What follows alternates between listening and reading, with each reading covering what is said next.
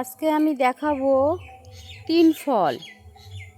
এটা খুবই জনপ্রিয় একটা ফল, মিশরে ফল। তিন ফল, এটা দেখতে একদম ডুমুরের মতো, কিন্তু এটা ডুমুর না, এটা হচ্ছে এর নাম তিন ফল। দেখেন কিভাবে হয়েছে, খেতে খুব মিষ্টি, ভিতরে লাল।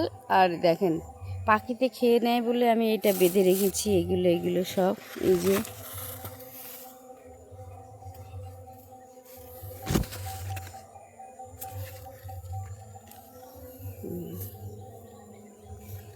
আর এই যে গাছ, ছোট্ট একটা গাছ,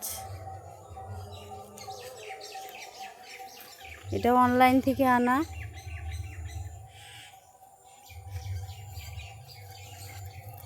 আমি আজকে নিয়ে যাব এটা বাড়িতে।